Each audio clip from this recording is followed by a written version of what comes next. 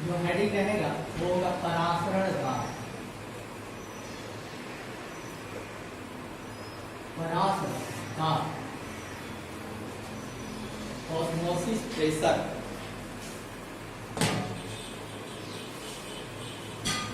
लीजिएगा, किसी विलयन का परासरण दाब, इंग्लिश में ऑस्मोसिस प्रेशर, ऑस्मोसिस प्रेशर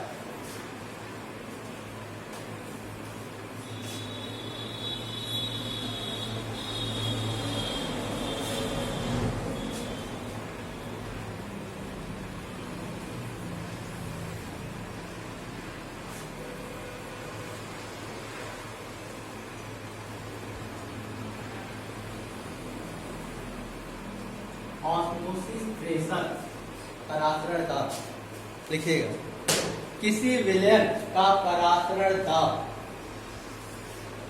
किसी विलयन का परासरण दाब कब एक ऊर्ध्वाधर कक्ष, एक ऊर्ध्वाधर कक्ष में उत्पन्न, एक ऊर्ध्वाधर कक्ष में उत्पन्न साम्य अवस्था पर, साम्य अवस्था पर कुल, साम्य अवस्था पर कुल द्रवस्फैटिक दाब, द्रवस्फैटिक दाब होता है, द्रवस्फैटिक दाब होता है, जो उस विलयन को अर्ध परागम झिल्ली, जो उस विलयन को अर्ध परागम झिल्ली में से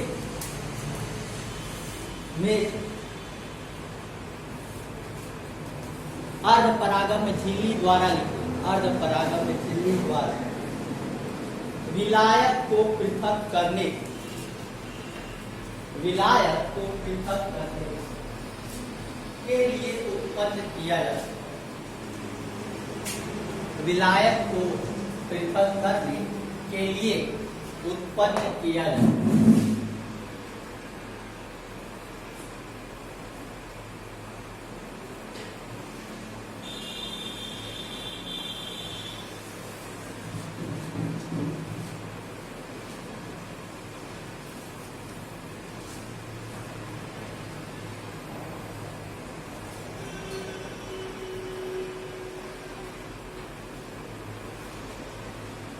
ठीक, अब यहाँ देखिएगा, ये है क्या?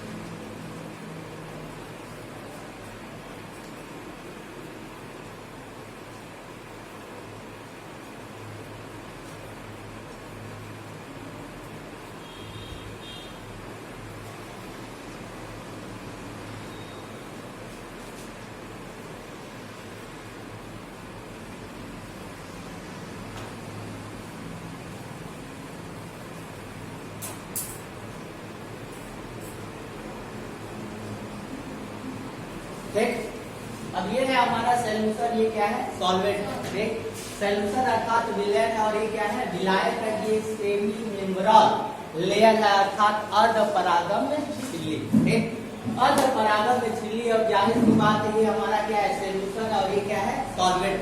किसका कंसंट्रेशन हाई है? सॉल्यूशन का कंसंट्रेशन क्या है? हाई। ठीक, और इसका कंसंट्रेशन क्या है? कम है, क्योंकि इसमें तो कुछ घोला नहीं गया है, और जब नहीं घोलेंगे तो जाहिर सी बात है ये जो होगा ये हल्का, लेकिन जो हमारा सॉल्यूशन है, सॉल्यूशन क्या क्या होगा, मोटा होगा, उसका सब्सट्रेट प्रेशर हाई। अब परासरण की क्रिया में होता क्या है, जो अर्धपरागम में झिल्ली है, ये अर्धपरागम में झिल्ली करता क्या है, केवल विलायक को एक में से दूसरे में जाने देता है। केवल विलायक, एक विलय ना इधर से इधर जाएगा ना उधर से इधर आएगा, विलय तो यहाँ तो है नहीं, केवल विलायक है। और ये क्या है, हमारा विलयन है, तो जाहिर सी बात है विलायक जो होता है, विलायक विलायक के कण किसकी तरफ आते हैं, सेल्यूलर की तरफ आ गए। ठीक, अब इस क्रिया को रोकने के लिए हम एक प्रेशर लगाए, एक अर्थात यहाँ से विलायक के जो कण है वो विलयन में आने न पाए, इसके लिए हम क्या करेंगे, इसमें एक प्रेशर क्या करेंगे, लगाएंगे। और जो प्रेशर हम लोग लगाते हैं वही इसका क्या कहलाता है, परासरण दाब। ठीक, परासरण दाब का मतलब देखिए, अब यहाँ से विलायक के जो कण है इधर आ रहे हैं ना, इनको रोकने के लिए इधर से हमको क्या करना पड़ेगा, प्रेशर लगाना पड़ेगा, दाब लगाना पड़ेगा। दाब लगाएंगे तो यहाँ जो विलायक के कण होंगे वो सॉल्यूशन में नहीं आएंगे। ठीक, और जो हम दाब लगाएंगे वही क्या कहलाता है, परासरण दाब। एक बना लीजिए,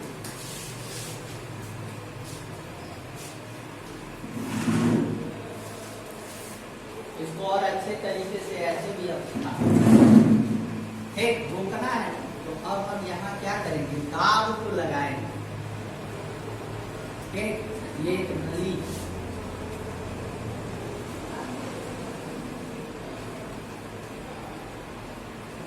यहाँ हम क्या करेंगे, एक पिस्टन लगाएंगे, और ये पिस्टन हमारा क्या करेगा, दाब को बढ़ाएगा।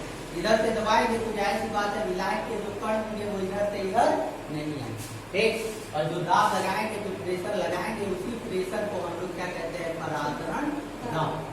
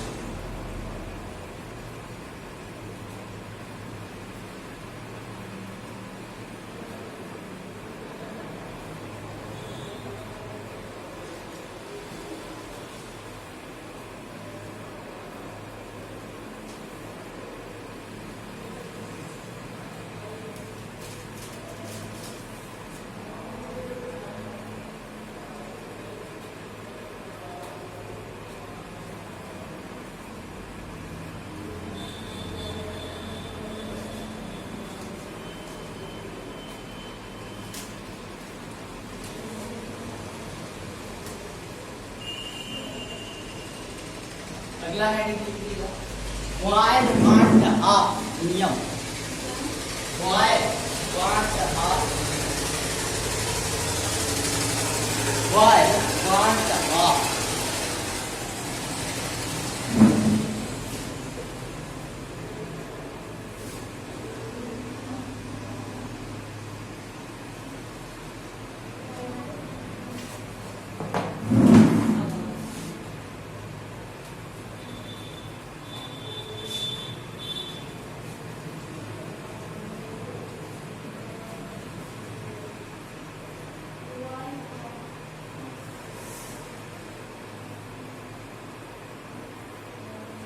बॉयल वाट हाफ नियम। ठीक, इस नियम में दो नाम आ रहे हैं, एक बॉयल और एक क्या है, वाट हाफ है। ठीक, बॉयल में किसी भी प्रेशर जो होता है, दाब जो होता है, दाब और किसी बीच में संबंध निकाला। बॉयल फर्स्ट ईयर में था, दाब और ताप बॉयल का है कि चार्ज का है जी, है बॉयल का क्या है, किसके किसके बीच में संबंध। अरे गैस के लिए तो होता है, और यहाँ प्रेशर है तो जाहिर सी बात है जो दाब लगाता है वो हमेशा किस फॉर्म में होता है, गैस फॉर्म। एक अब यहाँ बॉयल का नियम ये कहता है जो दाब होता है वो प्रोपोर्शनल टू किसके होता है, 1/v के। अर्थात दाब को अगर हम बढ़ाएंगे तो आयतन क्या होगा, कम होगा। किसी भी चीज को अगर दबाते हैं तो जाहिर सी बात है वो जगह कम लेगी, ठीक। तो अर्थात P प्रोपोर्शनल टू होता क्या है 1/V। तो इसमें लिखिएगा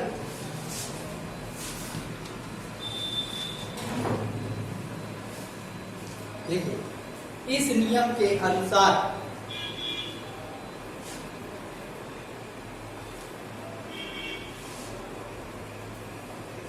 इस नियम के अनुसार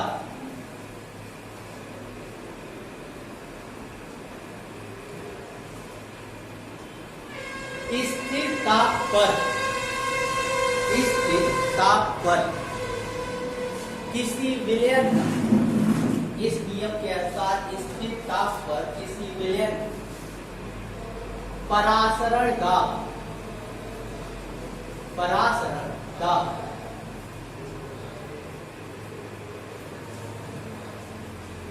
विलयन की सांद्रता के अनुक्रमानुपाती होता है।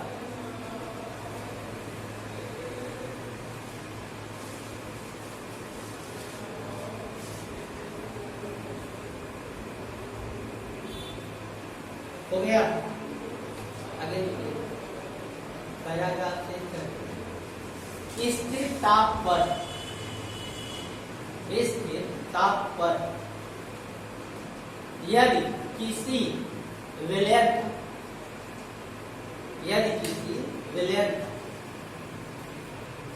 यहाँ बॉयल ने क्या किया था, टेम्परेचर को क्या कर दिया था, स्थिर। वही आया है यहाँ क्या, स्थिर ताप। एक क्या लिखे हो, स्थिर ताप पर किसी विलयन का परासरण दाब कैपिटल P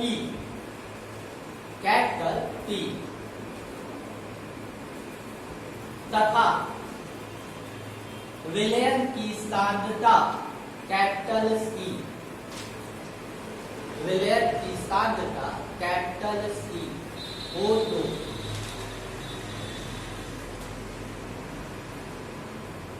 एक, आगे देखिए क्या मिलता है।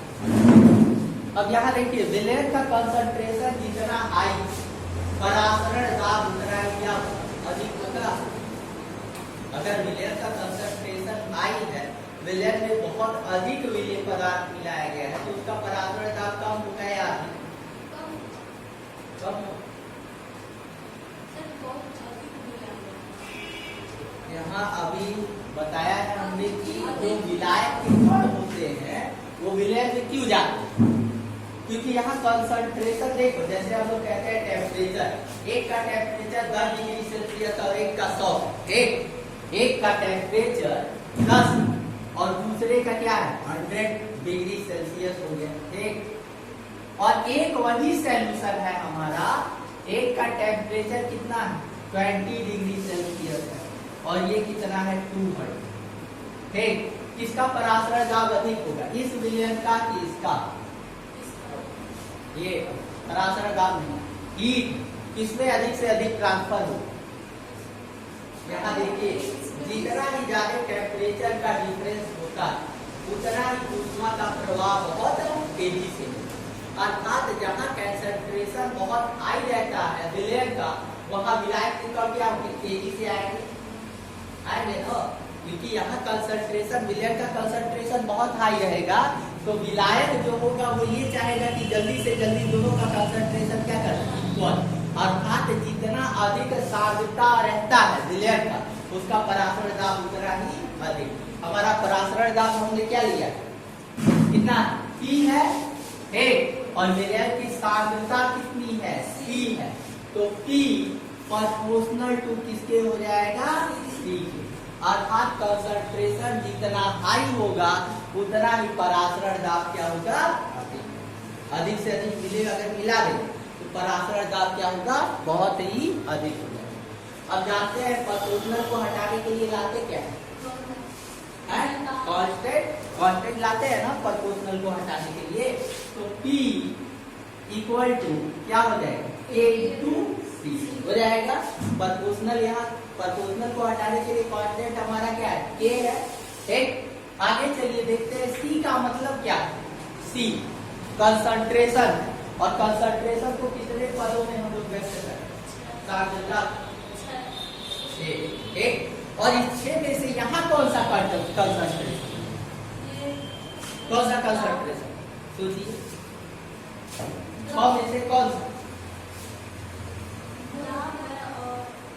चलो उसमें सबसे ज्यादा इम्पोर्टेंट बोले भी होंगे कि कौन सा कंसंट्रेशन सबसे ज्यादा इम्पोर्टेंट?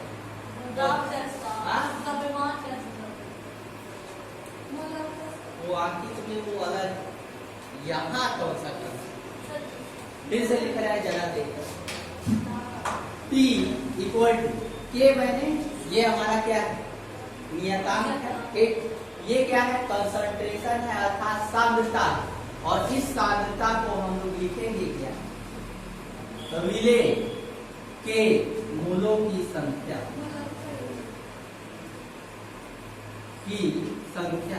ये हो जाएगा। ठीक, आगे क्या?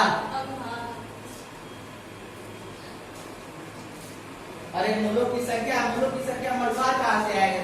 पढ़ो। विलयन का फिर गलत। विलयन का आयतन, ये मोलरता। ठीक, और वो भी आयतन किसमें? या तो ml में होगा या तो किसमें? लीटर में। अगर हम यहाँ लीटर में लेंगे तो क्या 1000 से मल्टीप्लाई करेंगे? नहीं करेंगे। ये भी एक फार्मूला है। और यहाँ देखो एक चीज और बता दे, अभी ये किसका नियम है? 1.5 का नियम। अब इसका बॉयल का नियम क्या करेंगे? इस पर लगाएंगे। ठीक, तब हमारा जो इक्वेशन आएगा वो क्या होगा? बॉयल 1.5 का नियम आएगा या समीकरण।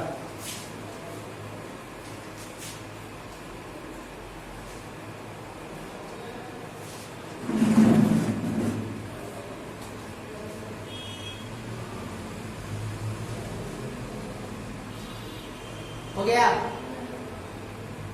1.5 का नियम चल रहा है, बॉयल के नियम पर तुरंत हम लोग पहुंचे, देखेंगे क्या मिलता है।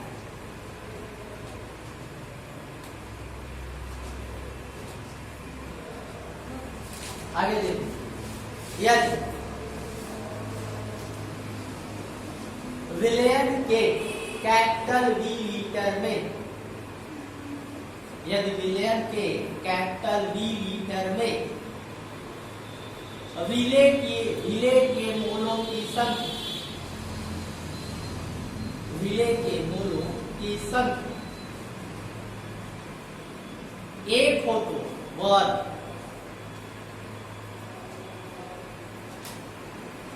1 हो तो। ठीक,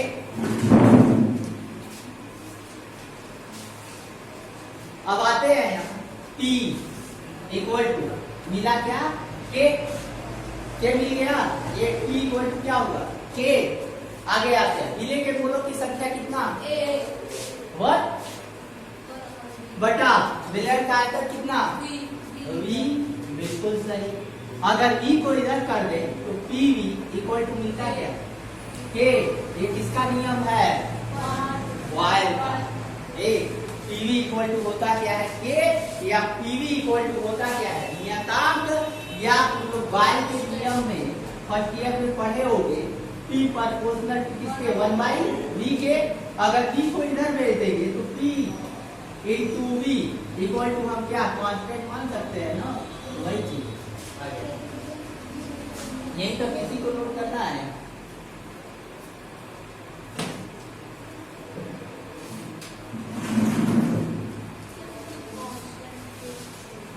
हो गया? अगला है सेकेंड, ये फर्स्ट था, लिखिएगा चार्ल्स वांट हाफ नियम। बॉयल का नियम लगा दिया हमने, अब चार्ल्स का नियम। और चार्ल्स, बस बॉयल की जगह पे चार्ल्स हो जाएगा, वांट हाफ रहेगा।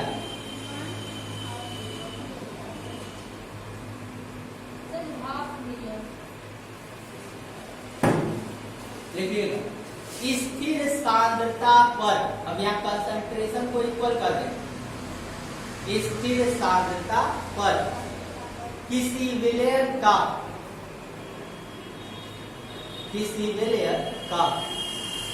परासरण दाब विलय के परमता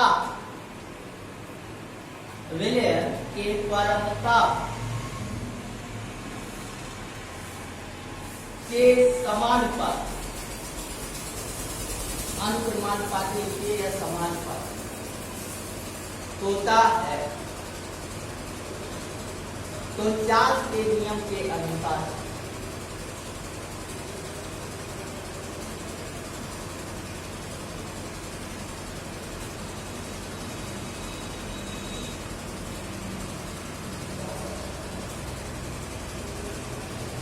हो गया।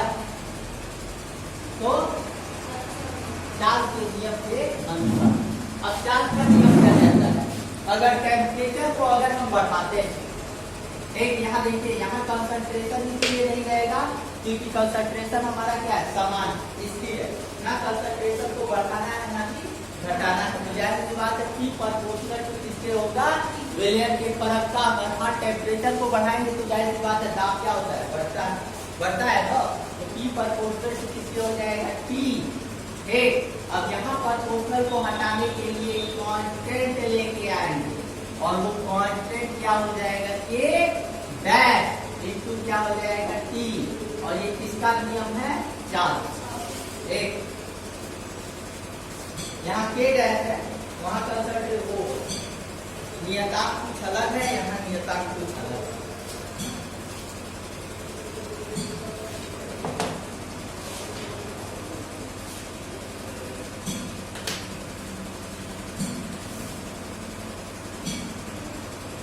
हो गया। देखिए वाट हाफ की विलय समीकरण, वाट हाफ की विलय समीकरण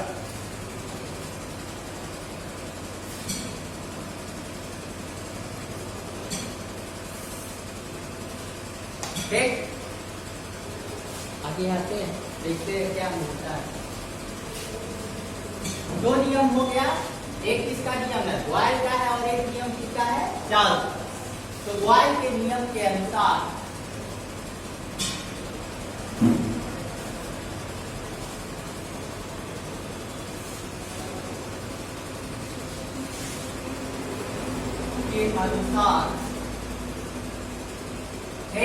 बॉयल के नियम के अनुसार होता क्या है, कि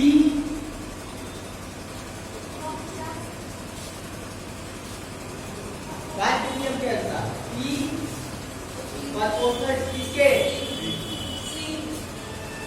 सी।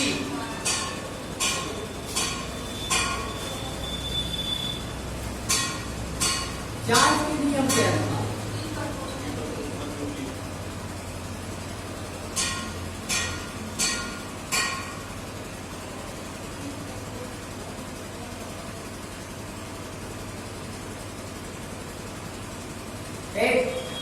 चार्ल्स के नियम के अनुसार P proportional to capital T हो गया। दोनों को मिला दे, इसको एक वैसा नंबर और इसको एक वैसा नंबर सेकेंड, समीकरण फर्स्ट और सेकेंड, समीकरण फर्स्ट और सेकेंड आते हैं, दोनों समीकरण मिलाते हैं। अगर दोनों को एक में मिलाएंगे तो P proportional to C into D हो जाएगा।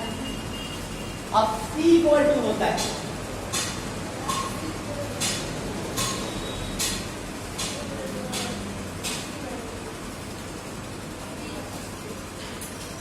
C इक्वल टू क्या होगा, विलय के मूलों की संख्या और क्या हो जाए, बटा विलयन का आयतन इंटू क्या हो जाएगा, P। ठीक, इतना नोट करो।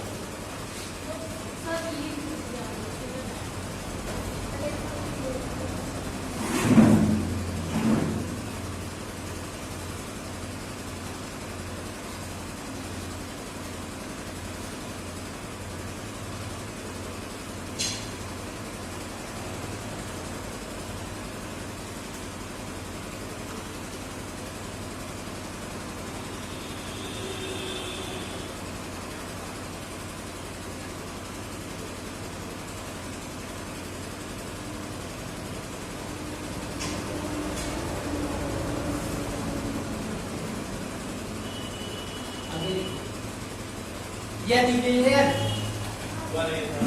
यदि आगे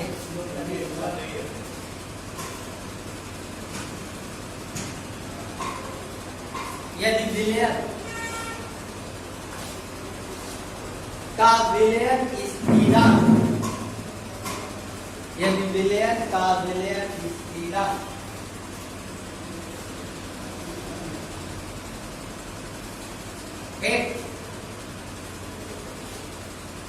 स्थिरांक कैपिटल एस हो तो कैपिटल एस हो तो ठीक। अब हमने लास्ट में क्या लिखवाया है, यदि विलयन का विलयन स्थिरांक कितना हो कैपिटल एस। स्थिरांक को कहाँ यूज करते हैं, जैसे बात है प्रपोर्शनल को हटाने के लिए हम स्थिरांक जैसे वो सार्वत्रिक गुरुत्वाकर्षण नियतांक वहां भी वो क्या करता था, प्रपोर्शनल को हटाता था। और यहाँ भी एस क्या करेगा, इस प्रपोर्शनल को जब हटाएगा तो सीधे P इक्वल टू क्या हो जाएगा, एस पी टी। इतना मिल गया। आगे देखिए P इक्वल टू एस को हम वैसे ही करेंगे, C क्या है सांद्रता, और सांद्रता कौन सी सांद्रता, पहले ही बताया मोलर सांद्रता। और मोलर सांद्रता इक्वल टू होता है विलेय के मोलों की संख्या। हो गया, ये यन क्या है, विलेय के मोलों की संख्या। यहाँ आगे बटा क्या होता है, विलयन का आयतन। लीटर में क्या मिला, V इंटू क्या हो जाएगा T। अगर V को इधर दे दिया जाए तो P equal to S N T. यही है वाट ऑफ समीकरण।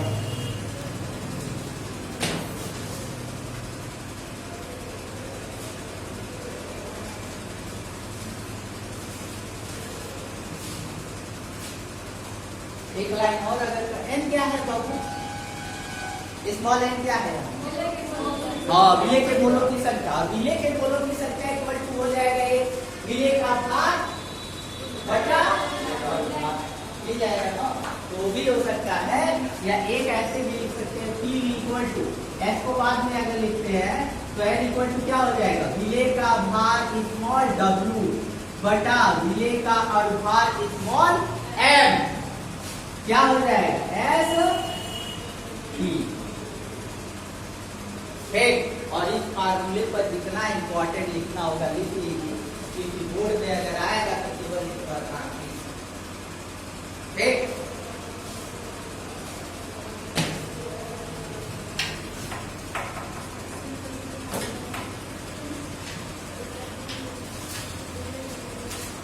एस क्या है, स्थिरांक है, लेकिन देखते हैं वो स्थिरांक है क्या।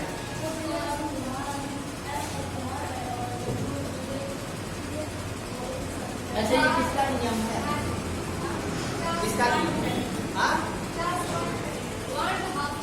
वन चले गए, चार चले गए, उन दोनों के नियम से आया। लास्ट का है क्या है, वाट ऑफ समीकरण।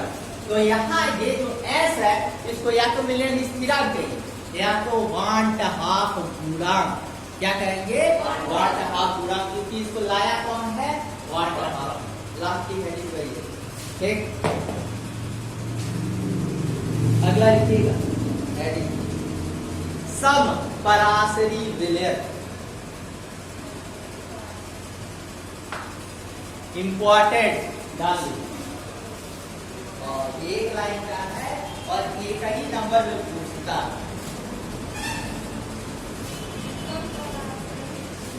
सम पराशरी विलयन, नाम से ही पता चल रहा है जिसका पराशरण दाब क्या हो, एक की तरह आता है। बस इतना आता है कि वे विलयन जिनका पराशरण दाब क्या हो इक्वल, दो अगर सॉल्यूशन हम बनाते हैं और उनका पराशरण दाब अगर इक्वल निकलता है तो अब सीधे कहेंगे क्या कि ये सब पराशरी विलयन है। तो लिखिएगा ऐसे विलयन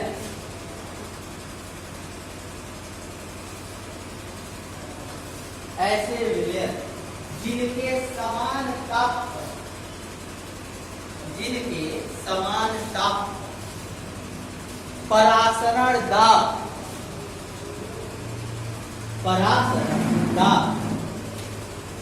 समान होते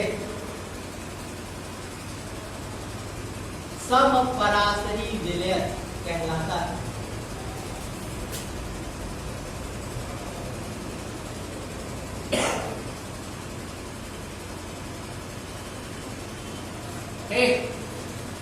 समपरासरी विलय कहलाते हैं। हो गया। एक इसी में ऐसे भी पूछ सकता है, ऐसे कहेगा समपरासरी तथा समदाब विलय। बताइए तो समदाबी में क्या होगा? समान दाब पर जिसका दाब समान, या समपरासरी। यहाँ देखिए परासरण की क्रिया होती किसके कारण है? दाब के कारण। और दाब लगेगा तभी तो वो जो पार्टमेंट झिल्ली रहती है उसको पार करके इधर से उधर जाएगी। एक तो लिखवा नहीं गया है। अगला अति परासरी विलय। अति परासरी विलय है।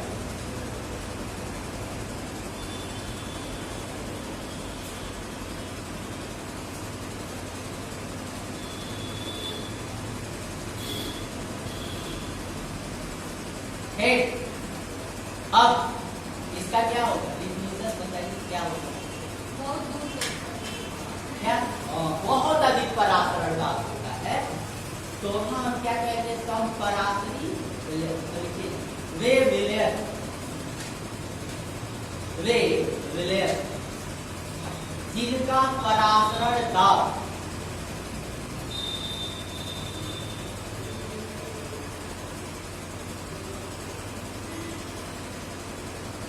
क्या लिखे हो?